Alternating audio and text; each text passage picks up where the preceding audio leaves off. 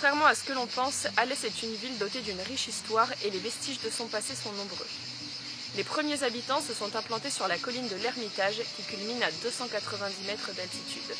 En 2008, des archéologues ont mis au jour une mosaïque datant du temps de Jules César et mesurant plus de 36 mètres carrés. C'est à ce jour la plus grande mosaïque de France datant de cette époque.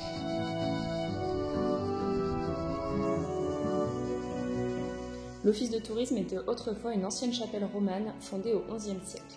Du bâtiment d'origine subsiste le clocher et un long pan de nef constitué de 3 arches.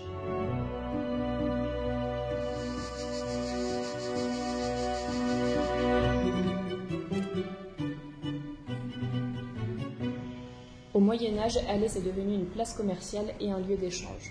Plusieurs seigneurs ont exercé leur autorité et plusieurs châteaux furent bâtis.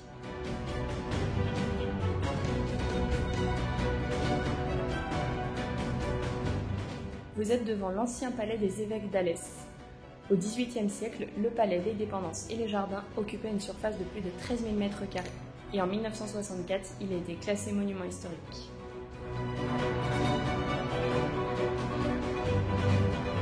En 1786, le ministre de la Marine et l'évêque d'Alès ouvrent un collège naval. Il a fermé en 1791 et il aura quand même accueilli plus de 145 élèves. Et au XIXe siècle, il devient un collège municipal.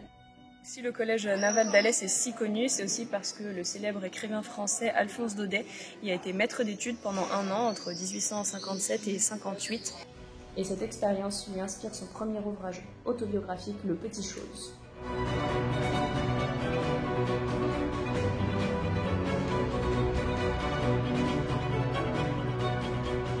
Et n'oubliez pas d'aller faire un tour à la cathédrale pour admirer les peintures récemment restaurées.